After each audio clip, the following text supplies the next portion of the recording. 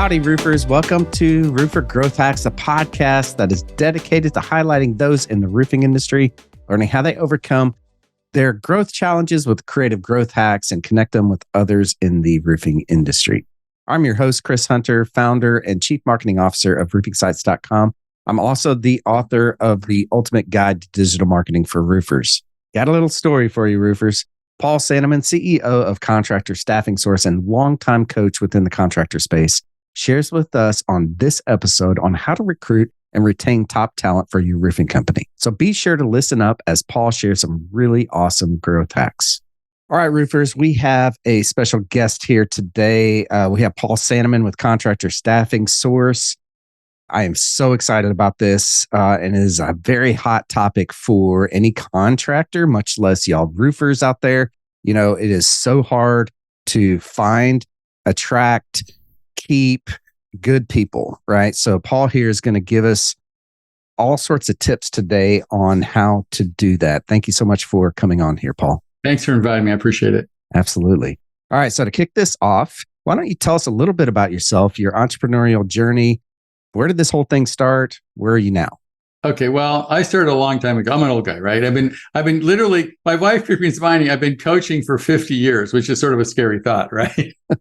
Don't do the math. It's really scary, right? So, but I married my trainer, so I stayed in good shape. That's like pre-internet at that point, right? 50, yeah, it was like, I was when I had to convince contractors to use cell phones. I mean, I was during pager time. So we're talking way back, right? And I've been dragging contractors' technology for 50 years. It was cell phones. Then it was, I not want to use a cell phone because it disturbs a piece of my truck. And then internet's just, a flash, and email's a waste of time. Websites are no good. And then I finally went to, construction-based software. My latest one is AI, right? Dude, this is going to change the world. Nah, it's just a fad, right? So anyhow, I spent my life dragging contractors' technology. So I've literally coached thousands of clients, as scary as that seems, right? Nice. And that's cool. Mostly construction companies between 2 and 25, 30 million. I've had a couple at 100 million, a couple of 2 guys in a truck, but most of them have been $1 million to 15 million. I say I earned 10 million the hard way, an hour at a time. So it took us a long time. So what happened was about, 3 years ago, I could get businesses pretty much consistently from $1 million to 10 million. I did all the time just because I was really good at marketing, that kind of thing. But the problem was they couldn't find their people. And so they would literally fire me because they go, you guys are great, but I can't do the work because I haven't got any people to do it. So, it was good, right? Sounds really familiar. Yes. So I said, okay, I got to fix it. So my first thought was, okay, Chris, I'm going to come up with some really cool software. So I found some really good applicant tracking system. That's a way of automating recruiting. I found some really good assessments. I found all this stuff, and I gave it to my consulting clients, right? They totally screwed it up, right? Right. And I said, okay, fine. So I put a guy in my garage and said, okay, what I want you to do is just do it on a monthly fee. Help my coaching clients do this because they suck at it. Well, that was 3 or 4 years ago. Now I have like 25 people on the team. I recruit for 350 companies. I had 400 open positions any one day. We go through 2,000 to 3,000 resumes a week. Wow. And we usually takes 250 resumes to find the right guy.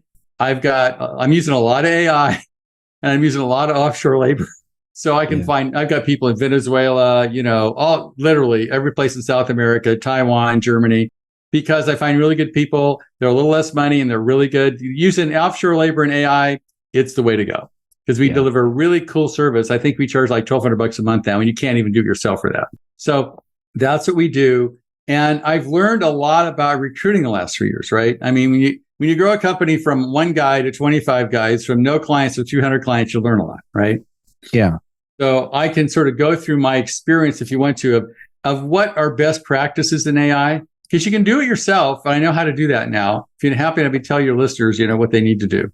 Absolutely. I think that, let's dig in on that and see what, hopefully some of y'all that are listening to this are actually using AI in your business at this point.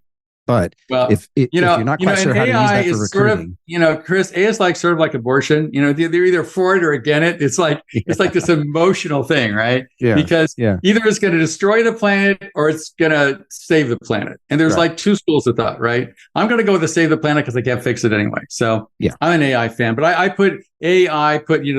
There was fire. there was electricity, and there's AI. I think it's that kind of thing, right? Yeah, for sure. Yeah, I like to tell my clients that it's like, it's like a air hammer, right? For the roofers was for, right. Versus an actual hammer. It's the same thing. I mean, literally, you're not going to be an excavator and use a shovel these days. No, it's not going to work, right? Right.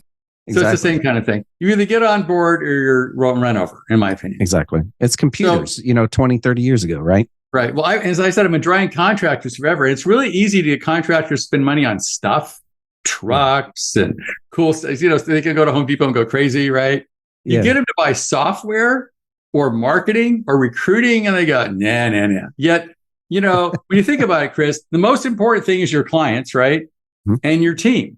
And yet they have no problem spending money on a truck, but you ask them to spend money on recruiting and marketing, and they go, nah, right? Mm-hmm. Absolutely. In this business, if you have great clients and you have great team, it's easy. If you have sucky clients and a sucky team, it's a miserable occupation. Absolutely. So I recommend you do both all the time. I'm going to go through a couple myths I find out. One is only recruit when you need someone. Okay. Right? Which is absolutely not true. No. Right? You should be recruiting all the time. But how many contractors do you know, Chris, actually have a recruiting budget and a marketing budget?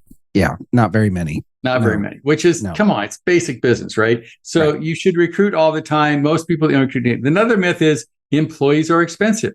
I'll hire that guy once I get the work, right? And I go, dude, you don't get the work until you hire the guy. Right? It's a chicken or egg issue. So what happens a lot of times is they wait too long. I mean, they say, well, I can't afford the person. We can't afford not to hire the person. As far as I know, Chris, it's really difficult to make money in construction without employees. Oh, absolutely. Right. And I look at people that are good. I think Elon Musk is a genius, not because he's really smart, but he's good at building teams, right? Yeah. Yeah. And you're only as good as your team. So your ability to build a team is key in running a construction business. And so employees are not expensive. They're the best thing you're ever going to invest money in. Again, it's easier to buy a truck than it is to hire a salesman or a project manager. Next one, we can do it ourselves. No problem, right? I put an ad in Indeed. How hard can this be? The people come in and then I call them a week later and see how it's going, right? It's like customers, right? If somebody calls you on the phone and what's their re-roof, you're going to wait a week and a half to call them? Probably not. Right. Right? It's the same thing. There's an internal sale, which is to your team. You're trying to find good people. And there's an external sale, which is to your customers. But they're both a sale. And so you got to be fast. You got to be accurate. You got to have something really good to offer, whether it's the client or your team members. So you can do it yourself. I don't recommend it. I mean, you don't fix your own car probably anymore. You don't fix your own computer. You don't do your own taxes, right? Right. And we can do it way better and cheaper than you can do it. I mean, we have a monthly. If you have $200, I can find all the cool people you need for $200 a month. You can't do it for that. That's because I'm using offshore labor and AI. We go through 250 resumes to find a guy. You want to spend your days going through resumes? Probably not. Right? No way. Yeah. So it's a myth. We can do it ourselves. That I don't think is true. All right. Next one, recruit within the construction industry. That's a big mistake. Interesting. Because people go all the time, well, they need to have construction background. They go, why? Well, because I need a project manager or a tech, or whatever. I go, you can train people. You got to hire the right person. Who they are is way more important than what they know, because you can't fix who they are. Right. Yeah. And so what happens, I think people should have training programs, because I'll give you an example. During the pandemic, when we were there not too long ago, right? Yeah. The entertainment, the hospitality industry was devastated. It was just killed, right? Mm-hmm. So if you want to hire an office manager or a project coordinator, think about a wedding planner. Now, a wedding planner, a wedding planner gets a whole bunch of flakes together and makes everybody happy. It's sort of like construction, right? I mean, you got the band, you got the flower person, you got the venue, you got the caterer, you got all these sort of semi-flaky industries. They've all got to show up at the right time, do the right thing. It's got to look really good, and everybody needs to be happy. Doesn't that sound like remodeling? Yeah. Right? I love that. Yeah. So we have got some amazing wedding planners to be project coordinators. And the good news, the hospitality industry doesn't pay very well. Yeah. Right? So we got these, I probably placed 10 of them in construction companies. Interesting. So don't think it has to be in your industry. Who they are is way important than what they know. You can train people, but you can't fix who they are. Okay. Next is the myth is hire fast, fire slow. Most contractors are desperate, right? And they don't hire until they need somebody. Like they got a project, somebody quits. They go, oh my God, they put an ad in, Indeed, run, I'll hire the first warm body, right? Now, usually it's the world's worst employee, not bad enough to fire, good enough to keep, right? So they get in the organization and then they don't have the emotional guts to fire the person because they're not that bad, right? So they start working for you. And let's say they only lie once in a while, but you never know when they tell the truth. They only show up late once in a while, right? They only steal things occasionally, right? So what that does is it brings the entire standards down for your company. Because people, oh, he shows up late. I can show up late. He lies. I can lie, right? He only stole one thing. I can steal something from the company. It's only a nail gun, whatever, right? No big deal, right? So what happens, it brings your company down. So the truth is you should hire slow, take your time, find the right people. I'll go through a process. You do that. Don't hire slow and then fire fast. If somebody is like, I had a guy literally says, well, he was drunk on the job 3 times. Should I fire him? I'm like, are you kidding me? Yes. Like, come on, or he lied on his time card, but only once in a while. I mean, come on. So you fire fast. Now, in some states, firing is really difficult to do, so you lay them off. But the thing is, don't let the world's worst employees stay. I have one rule of thumb. If you have a company and you had to shut it down and start it over, right? You have a company, don't you, I think, sir? Oh, absolutely. Yeah. Okay. So you have your company. The question after you, Chris, is if you started your company over right now and everybody's laid off, is there any person that you wouldn't rehire? None of them. They'd all be hired. Okay. Yeah. That's good. If you have a person you wouldn't rehire, you should fire them. Right. That's sort of a rule of thumb to go by. Love that. The last one is recruiting is a project that has a beginning and middle. And most contractors, their brain, they're really bad at delayed reinforcement. They suck, right? So they figure everything has a beginning. I show up, I roof the house, and I leave. We're done, right? So they look at the whole world that way. They look at marketing that way. They look at recruiting that way. And they think in terms of beginning, middle, and end, which is a project mentality, not a process mentality. So they start marketing, they give up before it actually works. They don't hire somebody until after they need them. And then they're done. I mean, the biggest problem I had in my company, Chris, was we were really good at what we do. Okay, so people would go out there, they need a project manager, a carpenter, whatever, a technician, HVAC guy, whatever they needed. In our case, a roofer. We would find all their people. It took us 3 months. We'd be done. Then they'd quit. I go, dude, it's like, you should always be recruiting, Yeah. I couldn't convince them. So I fixed it. So I fixed it, Chris. I said, okay, it's $3,000 a month if you want us to do it monthly, but it's $1,200 a month if you commit for a year. That's all I could get them to change, right? Yeah. So make it so financially advantageous. They go, okay, fine, I'll do it for a year. Because you should be recruiting all the time. Absolutely. I've got a coach that tells us, and he's an agency coach, but same idea is that you should always be building your bench, right? Always be building your bench. Get those recruits in and build that bench so that when that person does leave, boom, you've got another person to replace them. No, I don't know any successful sports team that doesn't have recruiters and scouts, right? Right. And every always NBA have the bottom 10% of any organization, right? Yeah. And so they need to go. And you need to replace them with people like the top 10% so you can keep building your team. And that you have first and second string, right? You've got to have your A team and B team. So you should be recruiting all the time. Everybody listening to this, you should have a marketing budget. It's January, guys. Think about this for ladies. Yeah. You need a marketing budget, which could be 3 to 5% of your gross. I saw marketing budget, and you need a recruiting budget. Yeah. That's your two most important things, your team and your clients. Spend a little money to get the right ones.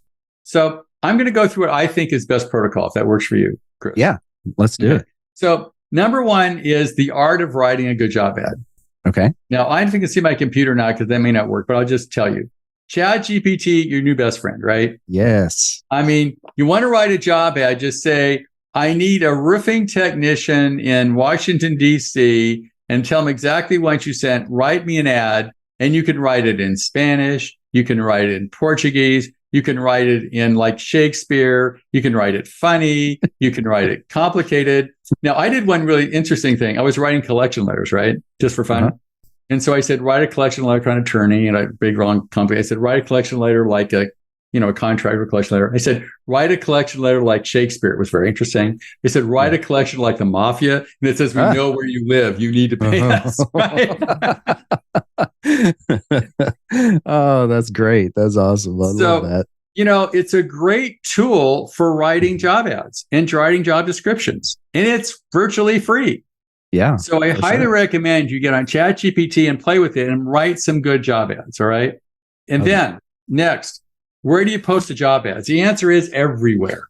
Like when we do recruiting, we put it on 100 different job boards. We put it on LinkedIn, Facebook. We put it everywhere in the Plano, ZipRecruiter, even Craigslist. We put the ad everywhere. It all goes into the ATS immediately. And secondly, we have a database, about 25,000 we can search. We also have, we can search, since we're a recruiter, we can search the databases. You can't do that. We can literally go into Indeed and Monster and actually search those databases. But put it everywhere. Even post it up at Home Depot or something on the board, Yeah. Call your friends off. Put the biggest, widest that you can. Placing an ad in Indeed does not qualify as everywhere. All right. Yeah. Next, this is really key, Chris. Respond in minutes, max hours. All right. Yes. Just like a sales lead. All the good people are gone by the time you get there.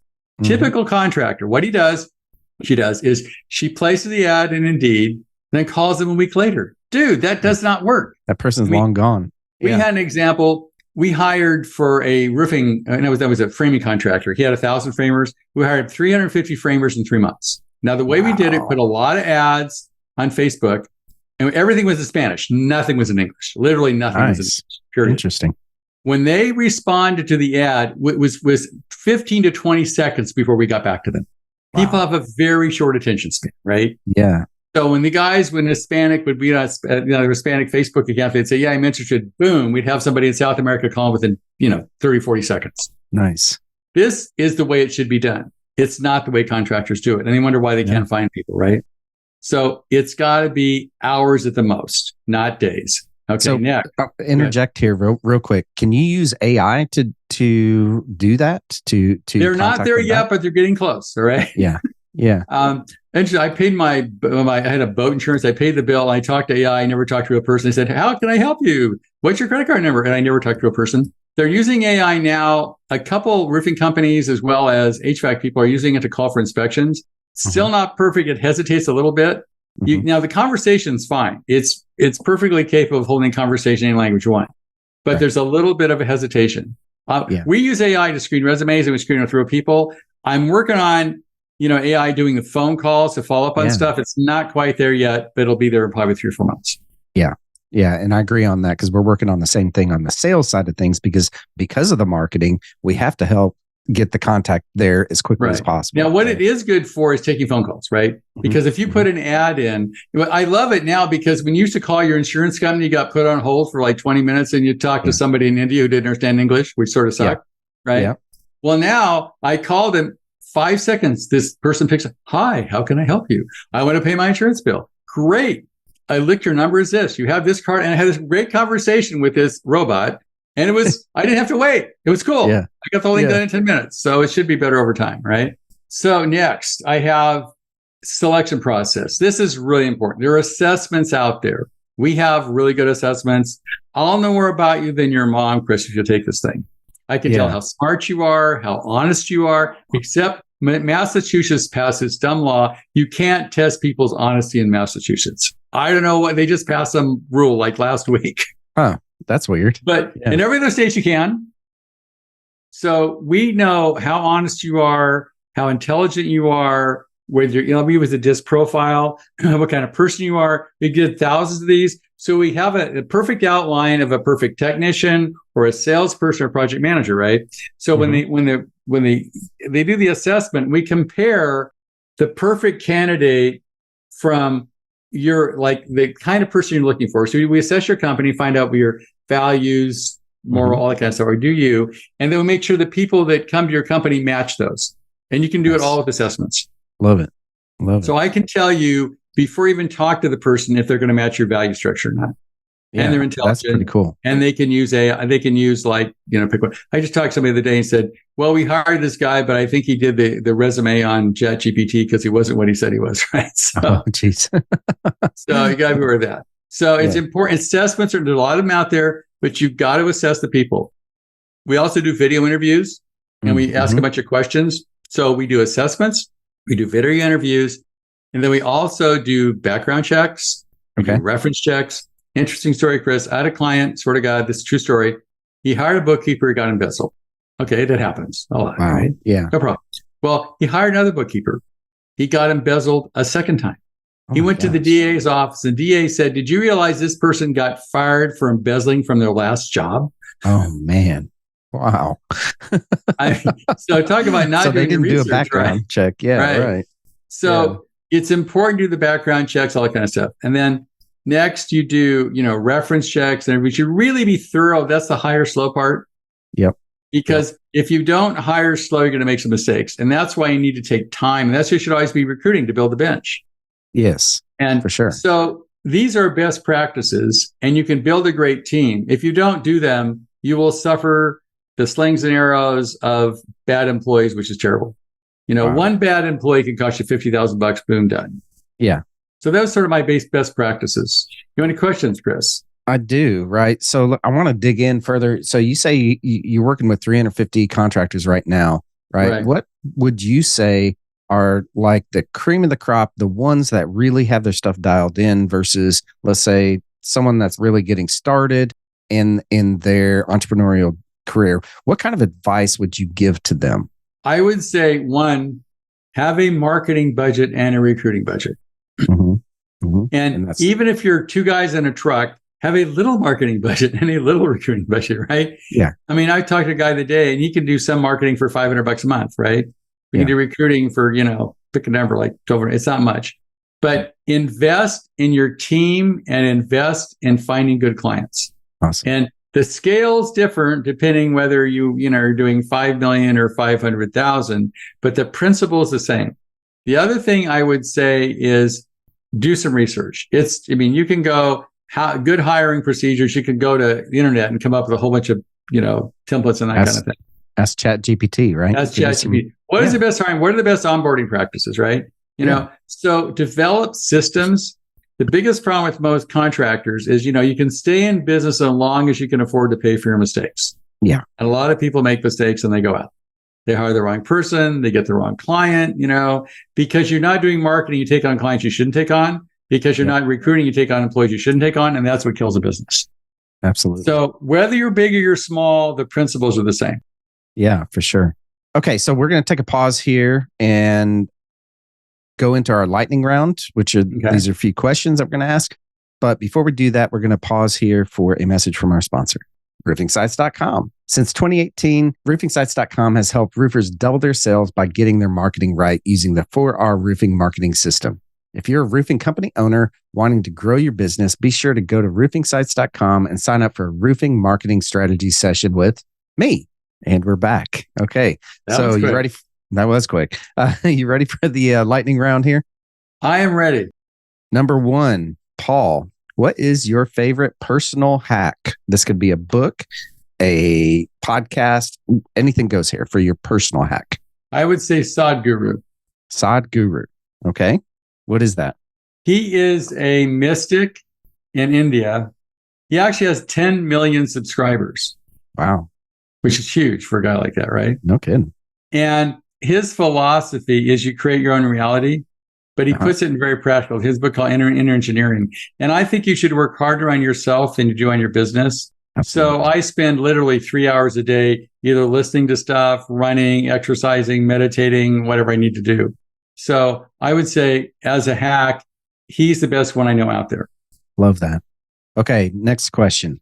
What is your favorite business hack or book or podcast? I would say How to Win Friends and Influence People. Go back to Napoleon Hill, way back when, right? I mean, Chris, I had an instance one time. I remember it was one of those, epiphanies. I was driving in my car. My son, I've got 2 sons, one's 34 and one's 13, but that's another point. So the question was, we're driving the car. I said, Mr. Sanneman, you're successful. You've got nice stuff. You seem to find off for going skiing. what can I do to be as successful as you are? And I said, tell you what, read Think and Grow Rich. I give them a list. How to Win Friends. These are the 5 basic books. And they went, nah, I haven't got time to read that stuff. That's pretty funny.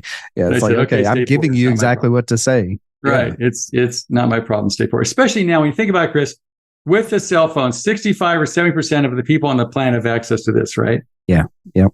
That's access to all information. You can either, you can watch bad TV, or you can watch how to be a better person, or you can learn anything. So there's no excuse for people not succeeding today. At least the 65% of people that have access to information. For sure. Absolutely. Okay. So next question. What is the best advice that you've ever been given, and bonus points for how you actually applied it? Jim Rohn, he said, I'm a great guy. He said, work harder on yourself than you do on your business. Nice. Yeah. And I've taken that to heart. Yeah, that kind of ties right back into what we've been talking about here. Awesome. Okay. Last question here is, how can the Roofer Growth Hacks family get in touch with you, and how can we support you and encourage you? Okay. Well, the website is contractorstaffingsource.com. My personal email is paul@paulsanneman.com. I'll take an email you want to send me. And my personal phone number, it's my personal cell phone, I'm in Hawaii, is 415-599-9006. Call me. I'll be happy to talk to you if I can help in any way. That'd be great.